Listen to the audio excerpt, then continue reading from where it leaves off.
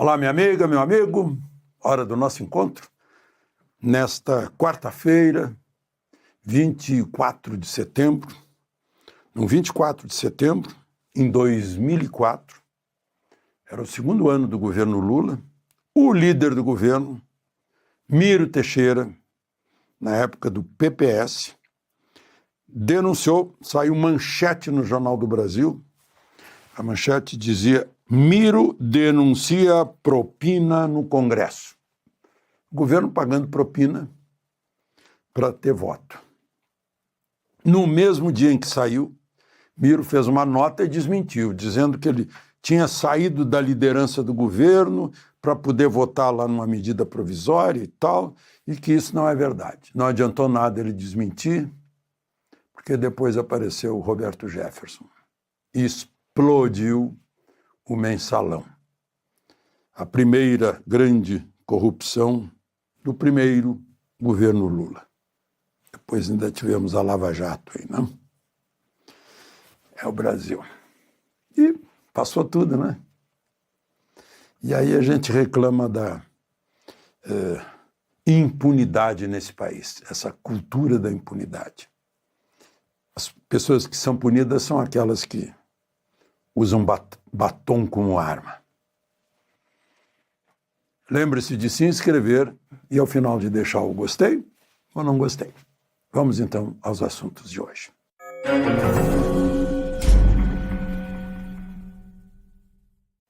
Bom, o primeiro assunto de hoje é o grande assunto nacional, né? O encontro de Lula com Trump marcado para a semana que vem. O ministro Mauro Vieira, eu acho que estava meio tonto, disse, não, vai ser por telefone. Uau! Dando essa desimportância a um assunto de extremo interesse nacional, está brincando. Devia estar muito cansado para dizer isso. Está marcado para Casa Branca. Imagina a inveja dos japoneses. Trump estava sem agenda para os japoneses não tiveram dúvida, atravessaram meio mundo, foram para Washington, para um hotel vizinho da Casa Branca e avisaram, estamos aqui. Na hora que tiver uma folguinha na agenda, nós corremos para a Casa Branca para negociar. Lula não. Trump anuncia na ONU, depois de dizer, olha, o Brasil está escorregando nos direitos humanos, corrupção, armas, drogas, mas principalmente direitos humanos, né? Mas eu me encontrei com Lula, correu aí um clima, né? Uma química, gostamos um do outro e marcamos encontro para a semana que vem. Ele disse 2 vezes, marcamos encontro para a semana que vem. Quando a gente marca encontro, a gente não diz, eu te ligo depois. Não. A gente marca encontro, é encontro. Duvido que o presidente vá dizer para o país, eu não ligo para a economia do país, para as instituições do país, eu não vou me encontrar com Trump, embora ele tenha oferecido esse encontro. Não, claro que não vai dizer. Inventar aí, olha, está sem combustível para aviões oficiais. Não, também não vai servir, porque tem aviões de carreira que podem levá-lo também. Né? Combinamos de nos encontrar na próxima semana. Né? É a oportunidade de o presidente defender a soberania de que ele tanto fala, e, sobretudo, os interesses da economia do país, vale dizer, os interesses dos pagadores de impostos que, com esses impostos, sustentam o Estado brasileiro, de que o presidente Lula é chefe. O presidente Lula, por sua vez, deu uma entrevista lá em Nova York, confirmando o encontro. Né? Ele diz assim, eu já estava de saída quando o Trump veio com uma cara muito simpática e agradável. Acho que pintou uma química mesmo. Ele também gostou do Trump, assim como gostou do outro republicano, do Bush, do George W. Bush. Já falei aqui para vocês que disse, você cuida daquele maluco lá, o Chávez da Venezuela, mas não se meta no que eu vou fazer lá com o Saddam Hussein. Não? Chegou a especificar já um pouco do tema, quanto às terras raras brasileiras, de que os americanos necessitam e dependem da China, aqueles minérios raros, e nós temos isso aqui. Ele se queixa que nada é processado no Brasil, que ele gostaria que fosse processado no Brasil. É incrível, por exemplo, que a gente mande minério de ferro para a China e depois importemos trilhos da China. É um negócio de doido. Né? Ele mesmo reconhece que as nossas terras raras hoje são processadas na Ásia. E que não vai discutir soberania. Mas então, não tem saída. É ir ou ir à Casa Branca. São os interesses do país acima de gastos de combustível. Eu não sei se a Janja gosta de museu, ela pode ir a Washington, tem museus maravilhosos. Aeronáutica e Espaço, artes de pintura, excelentes. Bom, o embaixador Rubens Barbosa, que foi embaixador em Londres, em Washington, está aposentado agora, mas foi chamado pela Comissão de Relações Exteriores do Senado essa semana. Acho que foi no mesmo dia em que Lula estava lá e o Trump propondo o encontro, porque ele não sabia ainda da proposta do encontro e disse que o único país que não conversa com os Estados Unidos no mundo é o Brasil. Será que isso interessa aos brasileiros? Perguntou lá na Comissão de Relações Exteriores do Senado. Né? Disse que o país está sem planejamento, que tem que fortalecer o país. Como é que o país se fortalece interna e externamente? Com a economia, com a capacidade de defesa, e aí pode se projetar no mundo.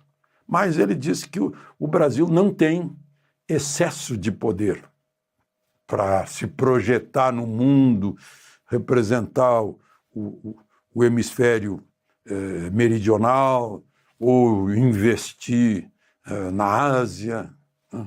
Ele diz assim, é uma potência média regional, teria que tratar na América Latina e não perder tempo onde não tem força. Gente, é a minha mania de ler a Constituição, que é a nossa Bíblia secular, e eu acho que tem gente que tem a mania de não ler a Constituição ou não entende. Artigo 4º, bem no início, dos princípios fundamentais do Brasil. Parágrafo único. A República Federativa do Brasil buscará a integração econômica, política, social e cultural dos povos da América Latina, visando a formação de uma comunidade latino-americana de nações. A Constituição está indicando onde aplicar o nosso poder, a nossa política externa. Não é? Eu estou com uma realidade aqui para mostrar para vocês, já já vocês vão saber por quê.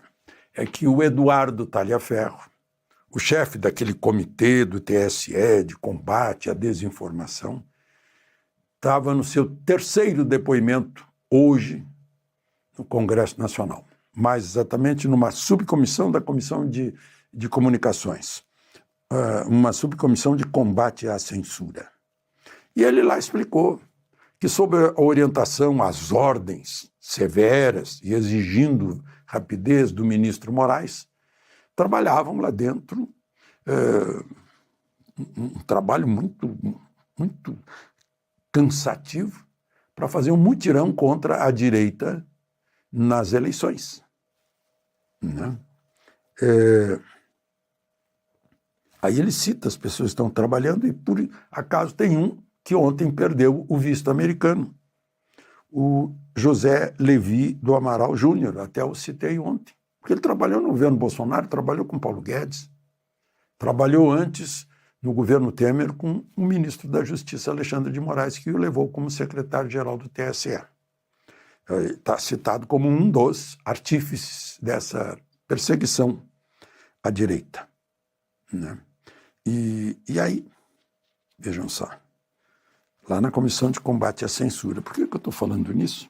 Porque eu peguei, de novo, aleatoriamente, na coleção que eu ganhei da Realidade, um exemplar do mês de junho de 1967. Portanto, governo militar. Capa por censura o que você não pode ver. Aí está aqui, texto do José Carlos Marão e do Afonso de Souza. Isto é proibido. Em Brasília, 17 funcionários públicos decidem que filmes crianças podem ver, que adultos podem ver e que ninguém pode ver. Com esses 17 homens está o poder de decretar. Está escrito aqui, né? Aí tem fotos da censura trabalhando. Fotos aqui. Olha aqui. Foto da censura trabalhando. E não foi censurada a revista. A revista foi publicada.